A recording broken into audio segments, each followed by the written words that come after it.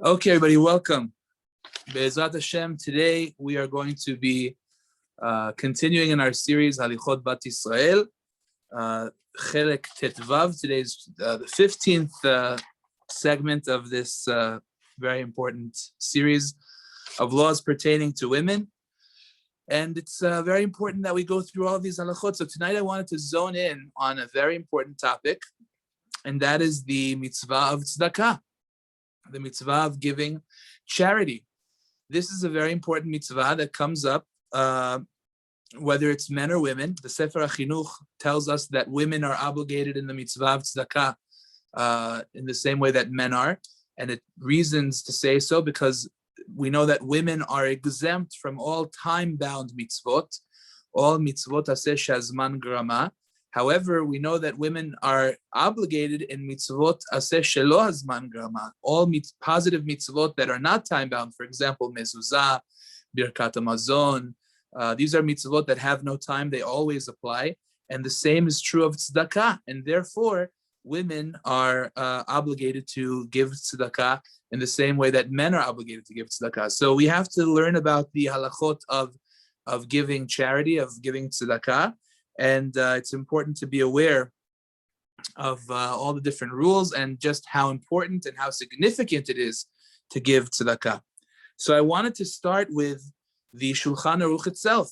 Shulchan Aruch points out some of the most important fundamental points that we have to understand about the nature of tzedakah itself. It starts off with the following. This is the laws of tzedakah, the first halacha, Siman Reish Mem Zayin, which is Reish Mem Zayin is 247 in the Code of Jewish Law. Says the Shulchan Aruch, Mitzvat aseh liten tzedakah kefi hasagat yad. It's a mitzvah to give tzedakah according to the ability of a person. Says the Shulchan Aruch, V'kama pe'amim nitztavinu ba b'mitzvat aseh. We have been commanded in this mitzvah many times in the Torah. It says a bunch of different psukim. V'yesh lo ta'aseh b'ma'alim enav mimena. If a person decides to turn his eyes away from a particular cause, and he says, I don't want to give, so then that's considered to be nullifying a mitzvah. So we're going to have to talk about when does that apply, when is it okay, when is it not okay, etc. Says the Shulchan Aruch, Shneimar lo te'ametz et levavecha ve'lo tikpotz et yadecha. The Torah says you shall not strengthen your heart, meaning close it, and you will not close your hand. V'chol hama'alim enav mimena, somebody who closes his eyes away from the tzedakah cause, nikra b'liyal ki'ilu oved elilim. It's a person that's considered to be lawless, and it's as if he's worshiping idols. It's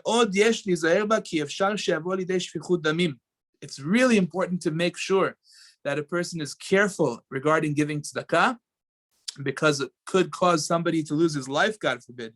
Says the Shulchan Aruch, as we know, if God forbid somebody is very poor and he's starving, he's hungry, and you don't give him what he needs, he might just die if he doesn't give it to him. Right, miyad, right away. Ki'uvda de Nachum ish Gamzu, like the story with Nachum ish Gamzu, which was the story about how this wonderful tzaddik Nachum was once riding on his carriage, and there was a poor man that was begging with him for some food or for something to eat, and he told him, just wait a minute, and I'll get off the horse and I'll come down and I'll take care of you. And he didn't do it quick enough, and before you knew it, the guy dropped dead. And then Nachum ish Gamzu, unfortunately, he cursed himself, and he said, the hands that didn't run to give you what you need should be cursed, and the legs that didn't, rush towards you should be chopped off, and the body of the person who didn't take care of you should be full of boils. And he cursed himself until he became this terribly ill person. Very sad because of the fact that he didn't reach out to that person faster and give him what he needed. So Maran and Shulchan Aruch points out just how practically it's so important to give the people who need, because they really do need. It's not something to be taken lightly. Seif Bet tells us another important point. Leolam. This is such an important point. People have to drill this in. En adam me'ani min tzedakah. A person will never become poor. Says the Shulchan Aruch, quoting earlier sources, a person will never become poor by giving tzedakah. Velo davar ra, never will any bad thing. Velo hezek, nor will any harm mitgalgel al yada ever come about because of giving tzedakah. Shene'emar v'aya ma'aseh hatzedakah shalom. Pasuk tells us the act of tzedakah will only bring about peace to a person. So a person should never be concerned that by giving tzedakah he will lose out. That's exactly the opposite of what will happen, as we will soon discuss. I just want to read two more halachot from Shulchan Aruch and then get to what we really need to talk about. But it's important to hear this. Says the Shulchan Aruch in Seif Gimel, Kol hamerachem al ha'aniyim, any person who has mercy on poor people, HaKadosh Baruch Hu merachem alav. Hashem has mercy on that person, because everything in the world is midah kineged midah. It's always measure for measure. And in the same way that a person has mercy on the poor, Hashem says, well, he's merciful, so I will be merciful towards him. None of us are perfect. We all have things that we do wrong, and Hashem could technically punish us for them. And Hashem says, but he's merciful himself towards others. He gives them and he's gracious to them, so I should give him and be gracious to him too. The Ramah says, you have to remember that you yourself always pray to Hashem for your own parnasah. Just like you pray that Hashem should hear your prayer, you cry out to Hashem, you want him to listen to you. So too you have to listen to the cry of the poor people. You also have to think about, says the Ramah, that poverty lo aleinu is galgala chozer ba'olam. It's something that rotates. It naturally, it sometimes the family is up, sometimes the family is down. If it's not him, God forbid, it could be his son or his grandson.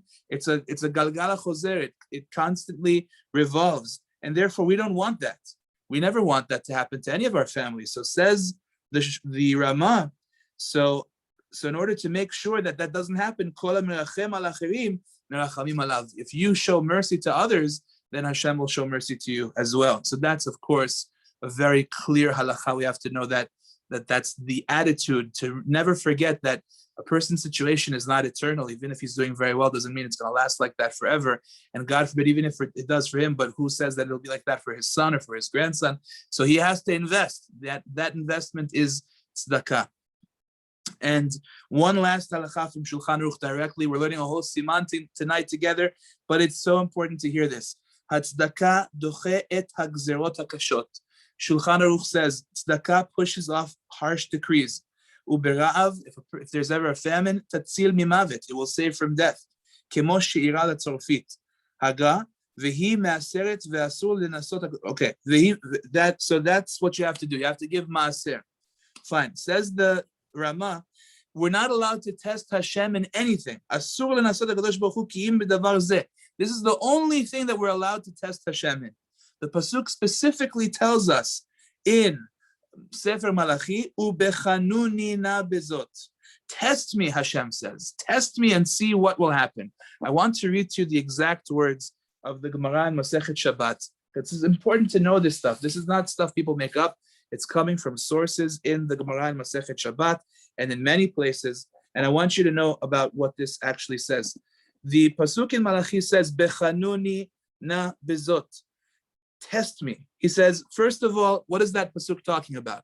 It's talking about the mitzvah of giving maaser and giving truma. As you know, when living in the land of Israel, when a person grows grains, produce, wine, olive oil, he has to give, first of all, truma to the kohen, which means that he has to find a kohen and give him, on average, 2% of whatever it is that he grew, whatever wine he produced, whatever oil he produced. That's step one. Whatever he's got left, he then has to take 10% of that and find a Levi and give it to him. Then whatever he has left of that, he has to take 10% of that and take it up to Yerushalayim and eat it in Yerushalayim. And if it's too much to carry all the way there, what he should do is he should redeem it on money and take the money and spend it in Yerushalayim. So he's got a lot of things to do. He has a lot of giving to do when it comes to Truma and Maaser. So Hashem says, make sure that Truma and Maaser gets to the Kohanim and to the Leviim, so that when they come to work in the house of Hashem, in Bet HaMikdash, they have plenty of food.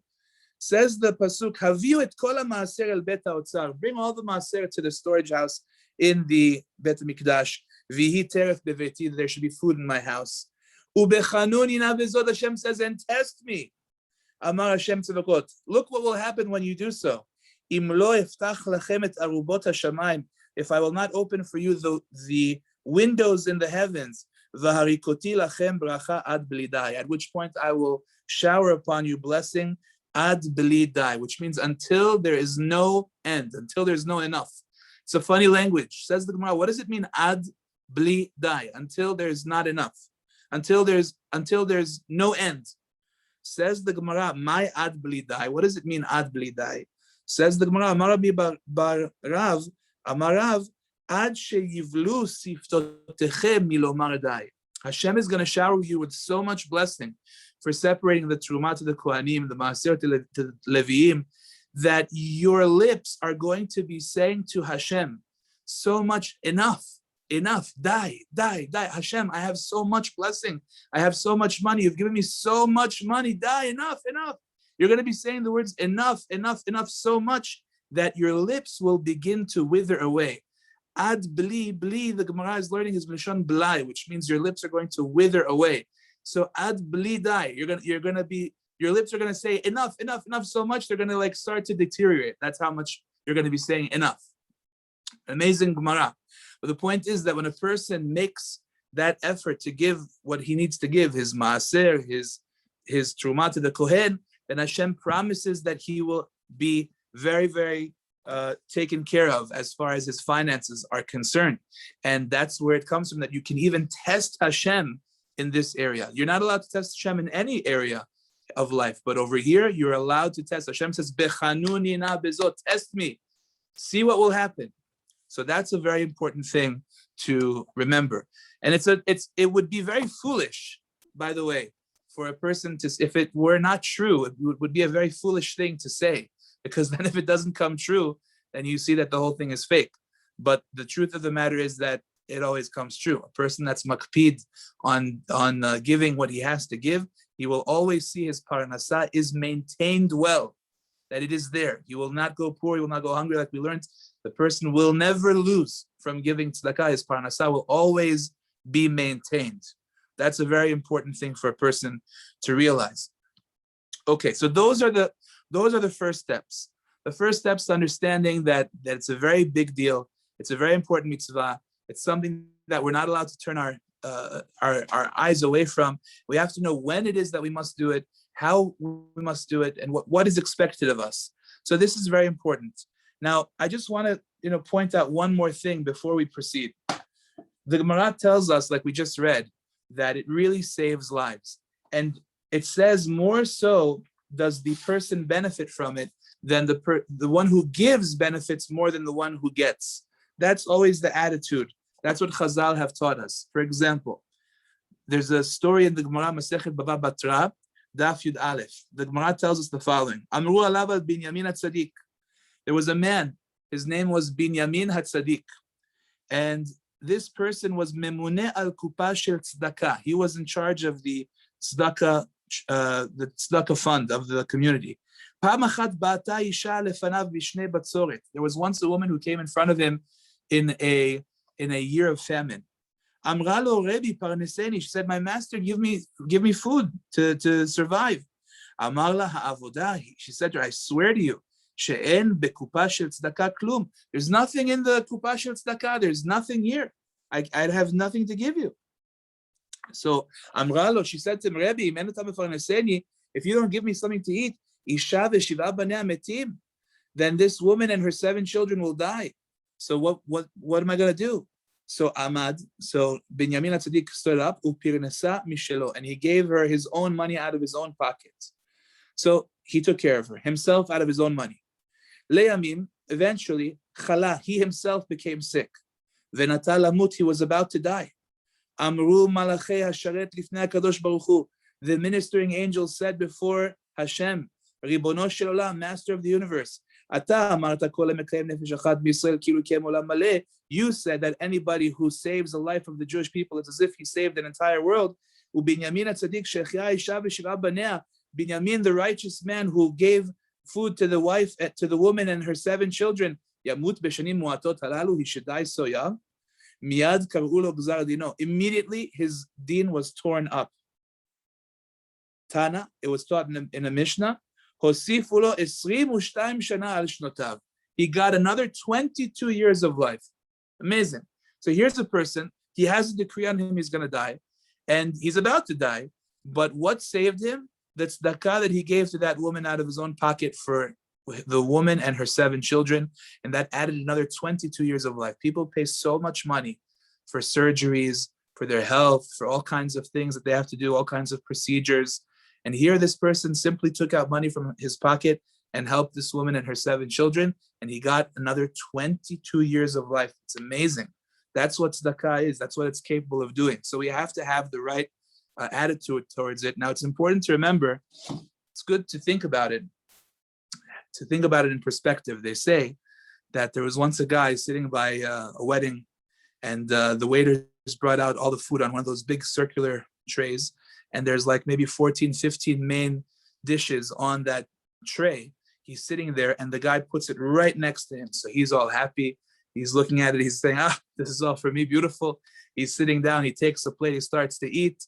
And then before he knows it, the waiter comes, and they start to dish out all the plates to other people. And he's getting mad. He said, one second, I thought it was all mine. It's all for me. And obviously, the mashal is very clear. A person comes, he thinks that everything that's right next to him is all for him.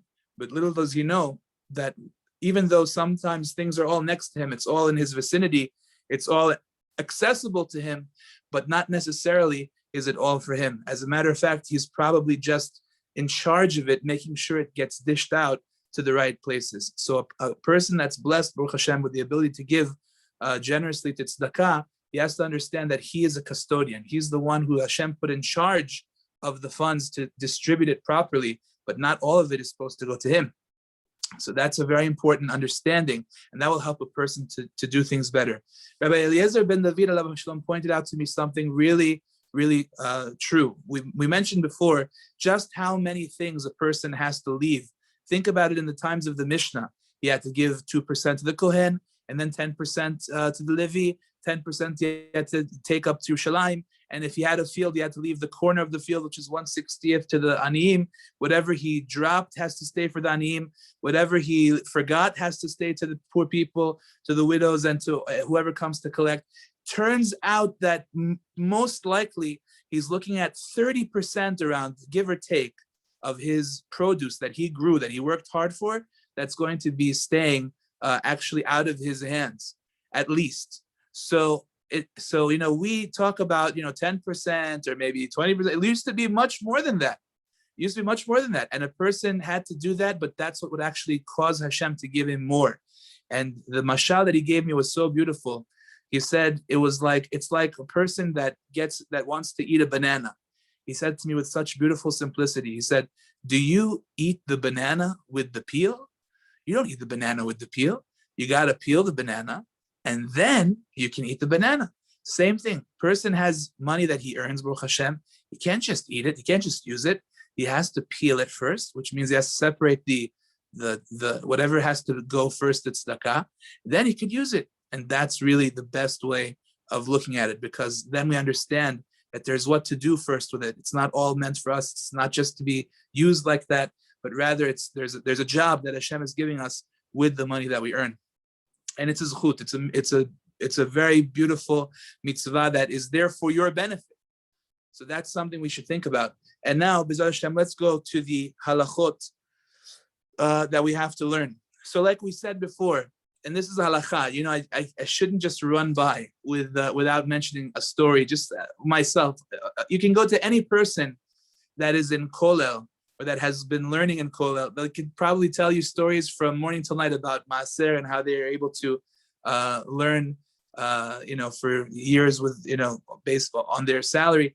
But I'll tell you just one story with myself about Maaser specifically. So one day I came home from the Kollel, and nobody was home. My wife and kids were out at a very rare occasion. I had just gotten paid from somebody who owed me money, and I think it was $230 that I took immediately after I got a check. I had in my pocket cash, so I took $230 maaser money out of my wallet, and I put it into the tzedakah box on the spot. And nobody was home. and it was Friday. It's a very rare thing. So I decided to just kind of take a nap on the couch until everybody comes back. Before I know it, the front door opens up. My wife comes in, the kids run in, and my wife says to me, what is this on the floor? I said, I don't know, what is that? And we had one of those slots where you put the mail through the door, through the slot in the door, and there was an envelope on the floor. Apparently somebody had just put in an envelope while I was sleeping.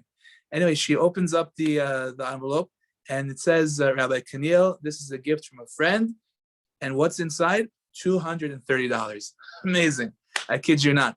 It's a true story. And of course, Baruch Hashem, at that moment, I took, I think, $23, put it in the tzedaka box, because trying to keep with the idea that you still give the master on that too. But it's just amazing. You see it live. It's a different reality. You try it, like Hashem says, "Bechanuni na bezot," test me and see what happens. So, and there are endless stories, endless amounts of stories. Anyway, so that's something that's important to know. You could try it yourself and you'll see. You don't have to believe me. So now, let's talk about the halachot. Very important halachot in the laws of tzedakah. So do women have to give maaser? So first of all, you have to know maaser, Rav Ovadia writes, for everybody, is not an obligation that we are obligated pi halakha to do. However, it is a strong custom that exists in Am Yisrael, and therefore it is correct to do so. And like we said, if a person does do it, he will see blessing from it, and it's tremendous. So the same would apply to a woman. A woman who earns money needs to take 10% of her earnings at least and set them aside and leave them for tzedakah. We have a question. 1 second. Let's take a look on the chat. Can you please explain what chomesh is and the halachot for that as well? Okay, so chomesh just means 20%. So the idea is that 10% is the minhag. We have a custom to leave 10%.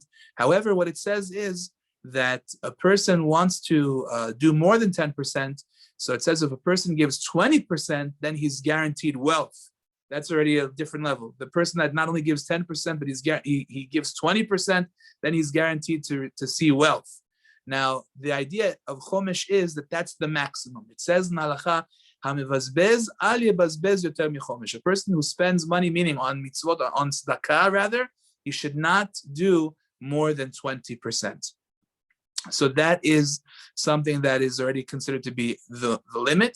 The reason being that at that point, if he's doing more than that, it's possible he might not have enough for his own needs. And therefore, the rabbis put into effect a rule that you shouldn't do more than 20%. Okay, so that's important to be aware of. Okay, now, so a woman needs to put aside 10% of her earnings and leave that for tzedakah. Now, this is very important. When a woman is married, so then the halacha says that ma'aseh yadeha laba'al. So far, we've been talking about just a regular woman earning money, and we said the rule would be she makes money, she should set aside 10% and give it to whoever she sees is the appropriate cause. You have the right to choose whomever you feel is appropriate to give that money to, by the way. It could be a yeshiva, it could be a synagogue, it could be a poor person. You have the ability to choose who you want to give it to. If there are rules about who should get first, like if God forbid a person's parents are very, very are suffering, because they don't have what they need, so then they would get precedence over others. It says, "Mi besarcha al titalem," shall not, hide yourself from flesh, from your own family. So that, of course, there are rules about who gets precedence, which are important to go through. However, I'm just trying to tell you that, first of all, that you have that discretion when you are earning your own money and you are on your own. Now, what happens when a woman is married? So over here, it's a little bit different. Part of the ketubah agreement is that the husband will provide X, Y, and Z for his wife. And in return, one of the things that the wife will provide for the husband is ma'aseh yadeha, which means the fruit of her labor. So if, let's say, she sews things, she works in certain ways, whatever she earns, her earnings go to her husband technically. So from the strict standpoint of the law, the halacha is that whatever she earns actually belongs to her husband. So therefore, even though she's working, but that money that she's earning actually is under the jurisdiction of her husband. So she does not have the right to go ahead and just spend it as she sees fit. She would need to have permission from her husband. So that part of that is the mitzvah of tzedakah. If let's say she goes and she wants to now donate, $10,000 to the yeshiva, and that's a substantial amount for them, so she can't just do that. And actually, the person on the receiving end, that yeshiva, would not be allowed to just receive that if that yeshiva is aware that for this family might be a substantial amount. They would not actually be allowed to take it. They would have to first know that the husband gives permission for that for the woman to go ahead and to do that. Now, this is an important thing to know. For the best possible idea in order to avoid situations like this is to first simply have a discussion with the husband where the husband grants the woman permission to, at least in the area of tzedakah, to go ahead and to give the tzedakah that she likes. They can talk about it. They could say, what is she passionate about? She wants to help, let's say, Bonei Olam. She wants to help Hatzalah. She wants to help whatever it is. And, she'll get a green light from her husband. And then there's no question she can do whatever she wants. That's one way of doing it. And therefore she's good to go. If, let's say, in general, the husband is okay with her buying whatever she wants, spending money on whatever she wants, and he gives her, whatever she needs to do, and there's no issue like that between the husband and the wife, and she knows that she's got full authority to go and do whatever because the husband is totally fine and okay with it, then, again, she's perfectly within her rights to go ahead and to give money to tzedakah as well. There's no reason why not. If he lets her spend $5,000 on, a new, I don't know what, shaitel, for example. So he lets her spend $5,000 giving it to tzedakah because that's the relationship that they have. He is totally fine with her spending the money. Then, of course, there's nothing to talk about. But at the very least, if she can at least get the clearance, so to say, for tzedakah purposes, then there's no question she should be allowed to give whatever tzedakah she wants to give. There's an incredible story, actually, that's brought down with a woman in Hungary. This must have taken place about 120 years ago or so. And this was in Hungary. There was a woman that was childless, and she didn't have any hope. It looked like things were going bad. And she comes to the rabbi of the city in Hungary, and she says, "Here's money." To the rabbi. It's something about the equivalent of $400 or so. The story is brought down in a beautiful book that Art Scroll put out called the Tzedaka Treasuries. And she says to the rabbi, here's this $400, the equivalent of, that whatever currency they had. Do me a favor, send this money to the tzaddik of your choice, whoever you want. Send it to a very big tzaddik and ask that tzaddik to pray for me that I should be able to have children. And the rabbi took the money and he sent it to Rav Yosef Chaim Sonnenfeld, who at the time was the chief rabbi in Yerushalayim, and many considered him to be the chief rabbi of the whole Israel, as far as I know. So they sent the money over there. Now, a few weeks later, the husband storms into the office of the rabbi and he says, "Listen, I don't know what you were thinking, but I just found out my wife came here with $400 worth of cash to you, and she asked you to send it somewhere. What did you do with it?" He said, "Well, I sent it. She wanted to have somebody pray for her." He says, "You had no right to do that. What right do you have to go sending my money out to different places? You owe me this money. You did something very wrong. Halichot doesn't permit that." So the rabbi understood where he was coming from. He didn't expect that reaction. But he said, "Yeah, you know what? You're right, and I'm going to have to pay you the money. It's going to take me some time to pay you. I'll pay it, in installments. But you're absolutely right. I'll give you the money back." As they're talking, there's somebody who walks in and hands the rabbi a letter. And at that moment, the rabbi opens up the letter and he sees it's coming from Israel. He opens it up and it's a letter, and it's from Rav Yosef Chaim Sonnenfeld, and it says, "I read what you sent me, but I read that it's from the woman and you didn't say that there was consent from the husband. So what I'm doing is I'm sending you back the money, and in the envelope was all $400 there. I was concerned maybe the husband didn't give permission, but rest assured, I will pray for her and everything will be fine. And the story ends at that moment, both the rabbi and the husband started to cry and sob over this incredible tzaddik's gesture that he sent back the money. But the point is that there is a rule like that. It does exist that she does need to have the permission of the husband. But again, if they discuss it, or there's a clear understanding in the relationship that this is perfectly fine, and she knows that it's okay, then again, there's no problem. On the receiver's end, the receiver has to know if it's a large amount of money, then he really needs to know that the husband gives permission. If it's a small amount of money, then it doesn't really matter, because the assumption is the husband wouldn't mind. What's considered to be small, what's considered to be large? So it depends, on the family.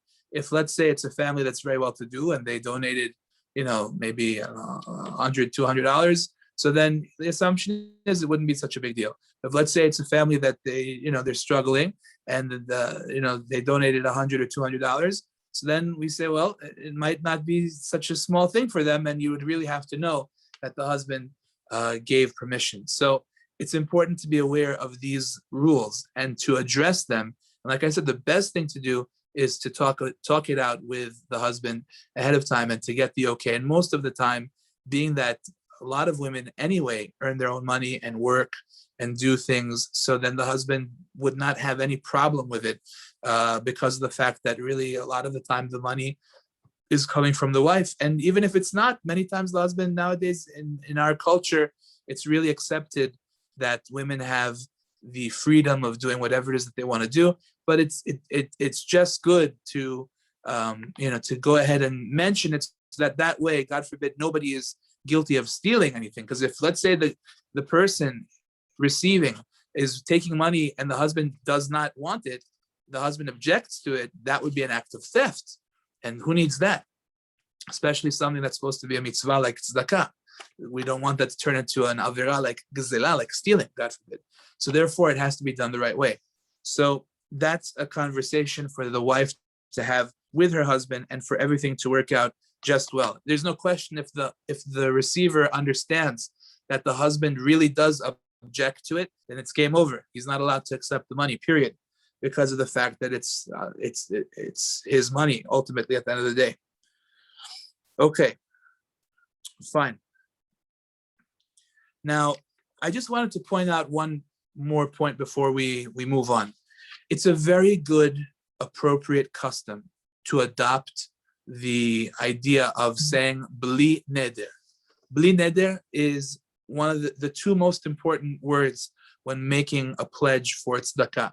The reason is because when a person says a number, let's say there's some kind of a drive, there's some kind of a fund going on, and they ask, how much will you donate? Somebody goes, 10 times chai. So automatically that's considered to be a neder. It's a vow.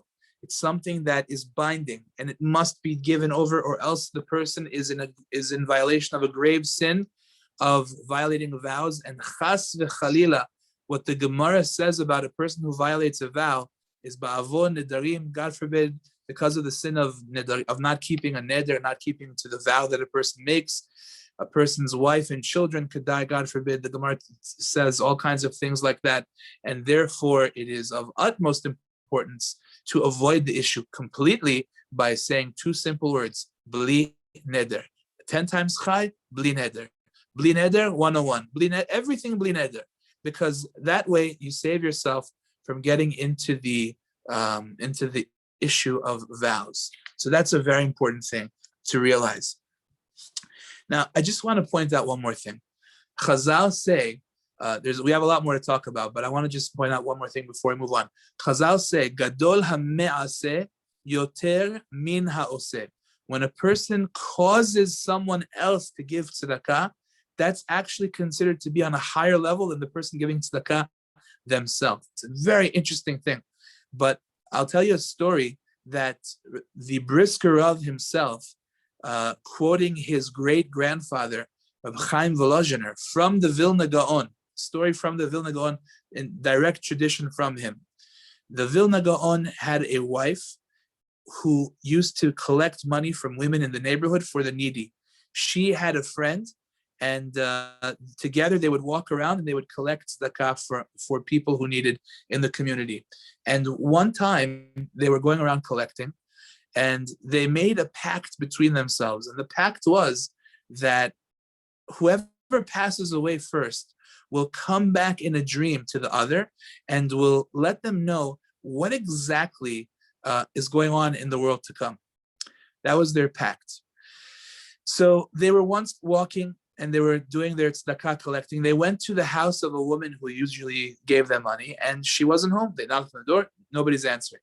They left. They kept on walking in the street, and they see the woman. Actually, the Vilna Gaon's wife saw the woman that they were looking for across the street. So she lifted up her finger and she said, "Oh, she's over there. Let's go." So they cross the street. They go over to her and they ask her for money for the poor. She gives them, and then they go back on their way to doing their collecting. Eventually, the woman that used to do this with the Vilna Gaon's wife, she passed away. And a few weeks later, she comes back to the wife of the Vilna Gaon in a dream. And she says, I'm not allowed to reveal to you what goes on over here in Olam Haba. I can't do that. But because of the pact that we made, I'm allowed to reveal the following to you. She says, you remember one time we were walking together, collecting money. We couldn't find that lady. And then you pointed her out across the street. We got money from her. Remember that story? She says, let me tell you something, just to give you an idea of what's happening over here. We both have on our record that we collected tzedakah from that woman. So it counts for me, it counts for you. Hashem counted the number of steps that we took to get to that woman. So those steps are also recorded on our record as well, for the positive that we took X amount of steps to go collect tzedakah for needy people. And then you got an extra credit. What was your extra credit? You lifted up your finger and pointed at her. So you used your finger in order to identify the target of our tzedakah collecting. So therefore, you got extra credit on your record in Shamayim because you used your finger to point at her. So I didn't have that. So you have that zchut and I don't. So look at this amazing message that not only is the person giving tzedakah, of course, doing a huge mitzvah, but the person who's causing the one to give tzedakah, and every little detail, nothing is overlooked in Shamayim. Every little thing, how many steps they took, how she lifted her finger, is all recorded because it's all so precious to HaKadosh Baruch Hu. Every step of the way literally is counted. Just how precious it is to Hashem. Look at what it means to Hashem that a person is going and causing others to give tzedakah. Tremendous. So, okay, so what is my obligation? What do I have to give? So there are two parts to the obligation of giving tzedakah. The first part is that every person has to at least give a minimum of 1/3 of a shekel of silver, which translates today to about $5. So every Jew, man or woman, has a mitzvah of giving at least every year somewhere around $4 or $5. That's the minimum tzedakah that a person has to give a year. Now, it's a very small amount. So why do we always talk about the other amount? So then we said, well, we have a minhag, which is the minhag in Klal Yisrael, to give 10%, no question. Okay, of course, we said that as well. But as far as the laws of tzedakah are concerned, those $5 are the minimum. Now, is there any other minimum in the laws of tzedakah? So the answer is the Rambam, quoted by the Rama in Shulchan Aruch, says there is as well. And that's from the pasuk called Al Yashov Dach Nichlam. Al Yashov Dach Nichlam means if there's ever a poor person who approaches you and he says he needs money, so the halacha is don't send him away empty-handed. Give him something. If you have what to give him, anything that you can, even the poskim say, even a dried fig, anything, something that you can give him, you should give it to him. That's the obligation of tzedakah. Al Yashov, do not let the poor person go back nichlam. Embarrassed, ashamed. So that's a very important point. Al yashov dach nichlam. So for that reason, the person who comes and approaches you for tzedakah, there's a special mitzvah to give that person something that he shouldn't leave empty-handed. Sorry, 1 second. We had a question over here. Let me take a look. All right. Do I get the same zechut when my husband gives tzedakah? So of course, when your husband gives tzedakah, then of course that's, you are partners in everything. But what we're learning tonight is that you yourself have your own mitzvah of giving tzedakah. And of course, like we said, you need to have the clearance, you need to have the okay from your husband. But at the same time, it's important to be aware that the poskim do say that women have an obligation in tzedakah too. So, as of course he's giving, which is great, but you have, so that minimum $5 obligation you do. And this also you would have, which is that if a poor person comes towards you and asks you for money, so this pasuk would then apply, which is al yashov dach nichlam. Don't let the poor man turn away from you empty-handed. And by the way, this is true on many levels. But first of all, on the monetary level, if you have something in your pocket, you should give it to him. It doesn't have to be a lot of money. If you have, even if you have a quarter, you're fulfilling this halakha, because he's not leaving away from you empty-handed. It's something. If you don't have, that's something else. But if you do have, you should give him something in order to fulfill this pasuk. Now, there comes a point where this pasuk doesn't apply anymore, and this actually is a chidush from the Stipler. The Stipler Gaon alav shalom, and corroborated by Rav Chaim, his son, Rav Chaim Kanievsky Shlita, they explain that if it's so out of hand, like for example, every 2 minutes, let's say for example, the person's at a wedding, and every minute another person's coming and asking, another person's coming and asking, another person's coming and asking, again and again and again and again, more and more and more people. So then the person, it's like it's impossible to just give and give and give everybody. So then at that point already, the Stipler Gaon was of the opinion that the person is not obligated, even as far as al yashov dach nichlam is concerned. So of course that obligation is there, but that's when it's limited. You have 1, 2 people showing up to the shul. So then, okay, don't send them away empty-handed. And by the way, I'm sorry, but if in the event that you have just this tremendous amount of people coming and asking, it's overwhelming, at that point already you wouldn't have this pasuk applicable to you of al yashov dach nichlam, because en ladavar sof, it's just too overwhelming. Now, I want to just point out one thing before I saw there's a question, but we'll just to point this out. The fact that you might not be certain that the person is legitimate or not does not exempt you. In other words, like this, a person has the right to verify if the person who's asking is needy or, is he legitimate or not. You have every right to verify, to look into it. It's perfectly fine to go ahead and to verify all of that. That's fine. Let's say you don't have the time. You just don't have the time to sit there and start making phone calls all over the place. Do you know him? Do you know him? What do you think about it? You just don't have the time to do that. So right now, does the fact that you don't have the time to do that exempt you from this obligation that the Rambam is saying of al yashov dach nichlam? The answer is no.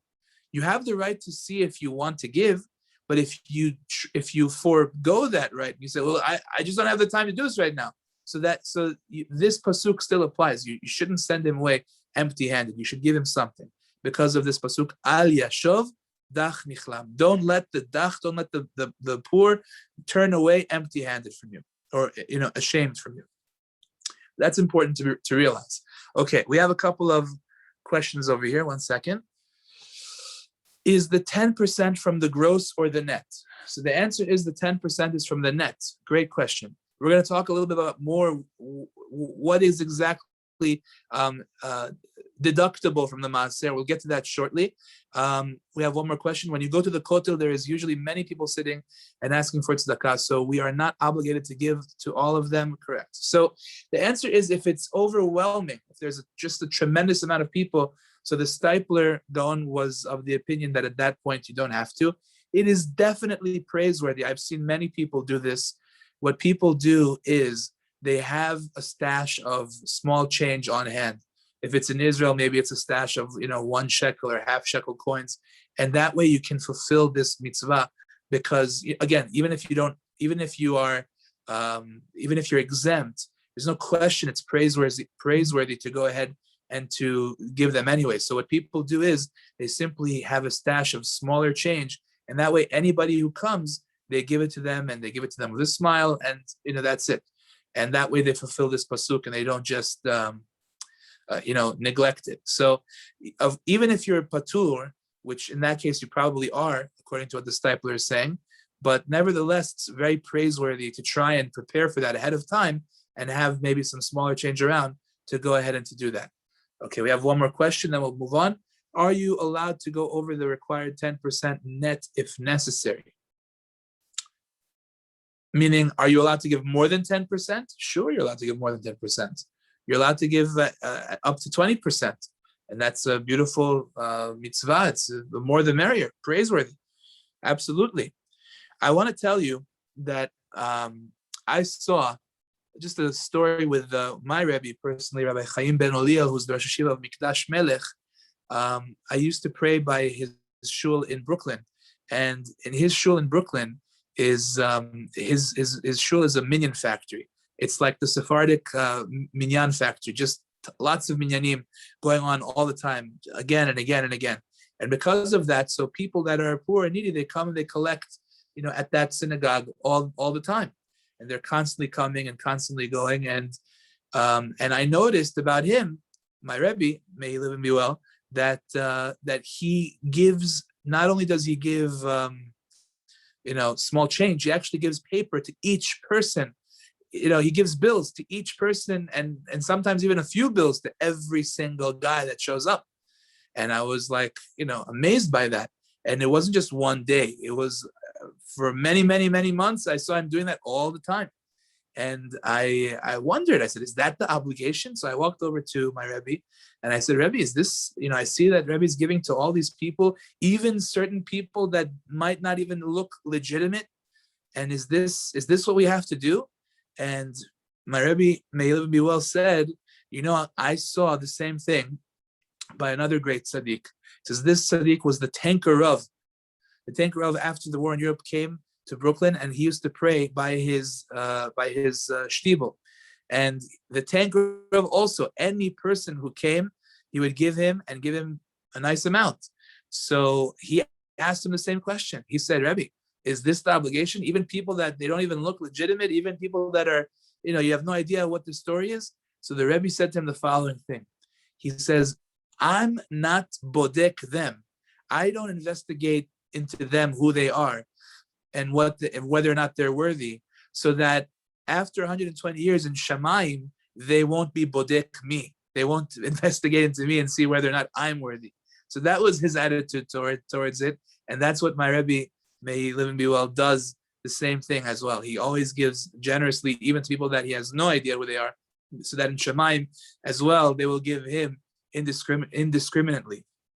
And that's a very important attitude towards tzedakah, especially that now that we know how important it is, how life-saving it is. And it's definitely worth it. What about to non-Jews? Is there an obligation to give to non-Jews? So the Shulchan Aruch says that we do give tzedakah to non-Jews, and that's mishum eva. We don't want, God forbid, that there should be any kind of friction between us and the non-Jews. We don't want anybody to be able to say, well, you give to your own Jewish brethren, but you don't give to non-Jews. No, we don't want that to happen. We want everyone to see that we give to Jews, and we also give to non-Jews too. So if you see a non-Jewish guy on the street, homeless or something, and you give him, you are fulfilling that halacha in Shulchan Aruch that we do give to non-Jews as well. So that's important to know.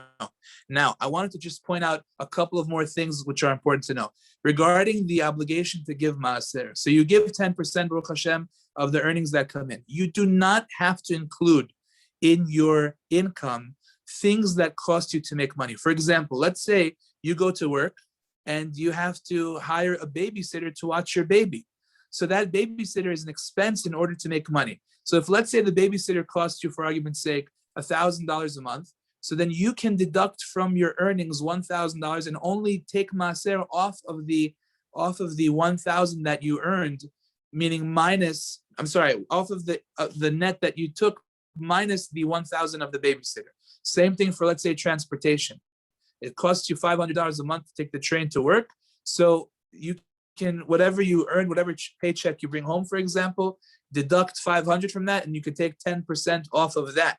In other words, you don't have to give maaser on whatever it costs you to make money. If it costs you X amount of dollars for gas to get to work every day, so you can deduct that from the income and then take maaser on whatever is left. So that's important to be aware of too. An exemption. Whenever you put money into in other words, if let's say the business made money, but the person doesn't bring that money home, he puts it into the business to go buy more merchandise or to buy more properties or whatever it may be, and he's not actually bringing it home. It's money that's being directed at making more money. He doesn't have to give maaser on that. So these are very important rules in order to help a person make it easier to give maaser. Okay, so one more point. Sorry, we have a question over here. What about bills? Are they deducted before calculating the 10%?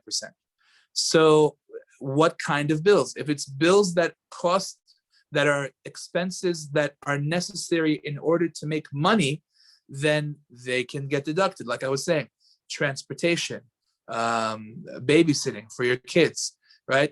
Those are expenses that are incurred because of the fact that you need to make money. So you need to put your kids by babysitter to go to work. You need to have gas to drive your car to work. You need to take the train to go to work. So those are things that are expenses incurred as a result of your need to make money, as a result of your trying to make money. So therefore, you don't have to take maaser on that money. So that's important. But your electric bill, your water bill, that's your living expenses. That's not business expenses, and therefore, it would not that would not be deducted from your income. Okay. Now, one more point that I want to bring out. The Gemara tells us in many places, "Kol davar shebechovah eino ba ela min hachulin," which means whenever there's an obligation that you must do, you cannot use maaser money for that obligation. For example, matanot levyonim is an obligation on the person to give on Purim. He must give to poor people gifts. He cannot use his maaser money for that minimum obligation. So if, let's say, we said the minimum obligation of matanot levyonim is $10 for each poor person, so then those $20 cannot be maaser money because of the fact that you cannot use maaser money for something that you're obligated to do. For example, let's say you have children that you pay tuition for their education, right? So you've got all opinions agree by younger children, this is definitely the case, that you are obligated to put your younger children in yeshiva. There's no question that they must go learn in yeshiva. They have to have the skills to learn. They have to learn Torah. There's no question about it. So you cannot use your maaser money in order to pay for their tuition because of the fact that that is an obligation upon you. It's a davar shebechovah. It's something which is mandatory for you to do. You cannot use maaser money for something which is mandatory. There is a question amongst the poskim, what happens once the children get older? Can you, at that point, pay with maaser money? So the answer is it's a machloket poskim. There are those that are lenient once they're already older, once they're adults.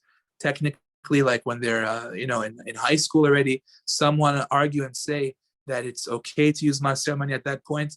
I'll tell you the honest truth.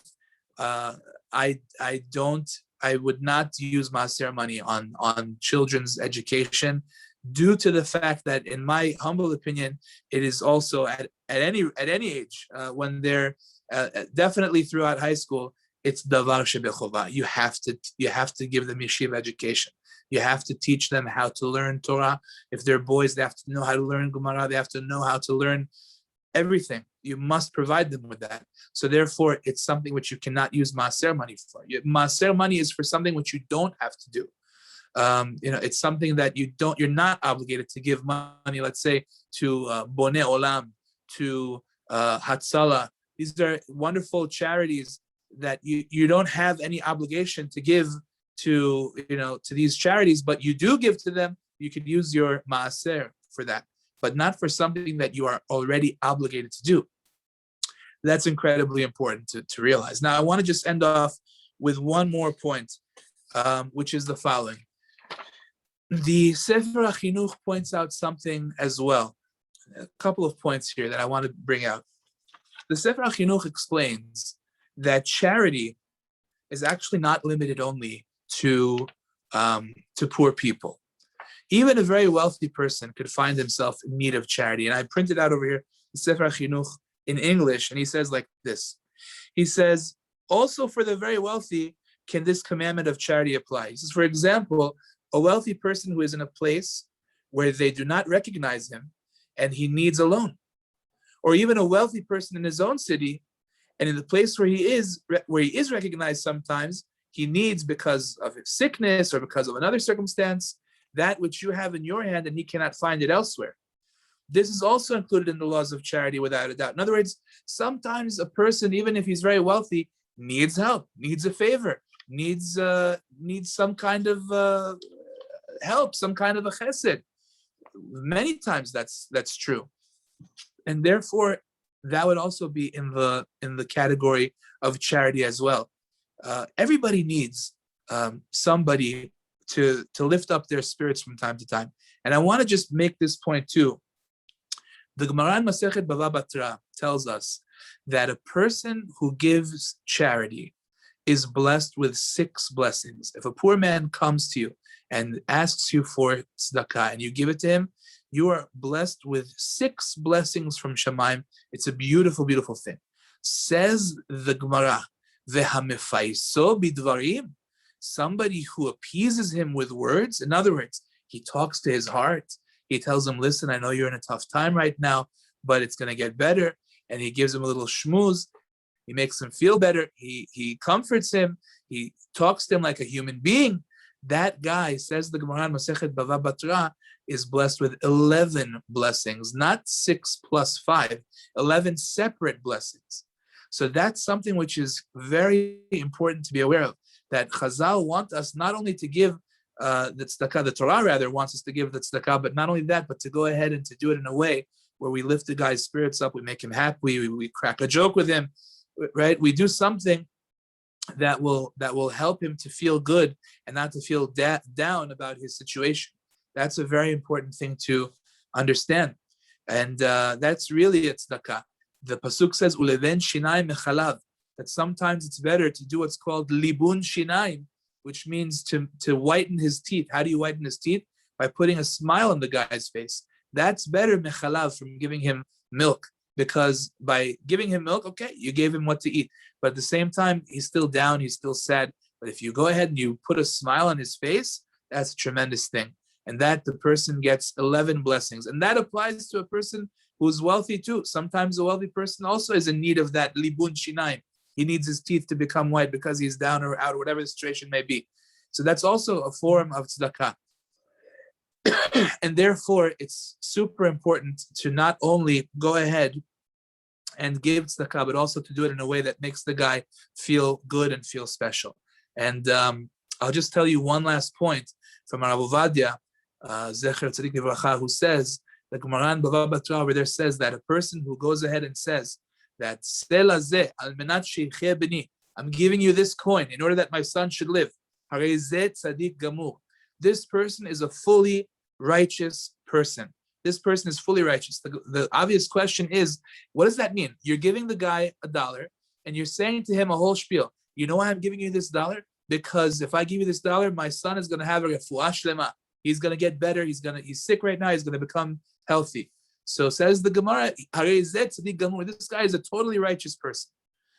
That's a funny statement, because usually to be a totally righteous person, there should be no ulterior motives. There should be no other reason other than for the sake of the mitzvah. So why does the Gemara say that he's a totally righteous person if he's doing it for a different reason than just the sake of the pure mitzvah? Says Rav Ovadia, you got the Gemara, the whole thing is wrong. What's going on is like this. The person who's giving is a master of giving. Not only is he giving the person tzedakah, but he's also helping that receiver to feel that really he, the receiver, is doing him, the giver, the favor. In other words, he's actually making that guy feel, you should know, because of you, you don't know what you're doing for me right now. I have a son that's sick. and because of you, my son is going to get better. He's taking that guy and lifting up his spirits. Says the Gemara, that guy is a totally righteous man. In other words, he's doing something in order to make him feel very, very good and very special. So that's of utmost importance. And of course, no question, when somebody does that, then he will be zocheh to all the brachot that we talked about. And it's amazing when the Torah talks about machatzit. I'm sure you've heard this before, but it's just good to mention as well. Torah talks about the giving of the machatzit hashekel, that they had to give the half shekel coin to the Bet HaMikdash. The famous, beautiful drasha. I forgot who said it, but it's beautiful to mention. Machatzit, the word machatzit means half, but the buildup of that word is incredible. Tzadi, in the Mishnah, the Gemara in Masechet Shabbat says, Tzadi represents tzedaka. Now, what are the two letters that immediately surround the word Sadi and the word Machatzit? You have Chet on one side and you have Yud on the other side. That makes the word Chai. So if you're close to Tzedaka, you're Chai, you're alive. But what are the two letters on the outside of the word Machatzit? You have Mem and you have Taf. Mem and Taf on the outside, that spells the word Mit. God forbid somebody's far away from the Tzadi, far from the Tzedaka, then that's not a good thing. But a person who's close to tzedakah, he's chai. He's not only chai for himself, but he's chai is giving other people life, and that's why he himself merits to have life. Tzedakah tatzil mimavet, that it saves life not only for the person receiving, but also for the person giving, as we said before. So it's very important. There are lots of rules about tzedakah.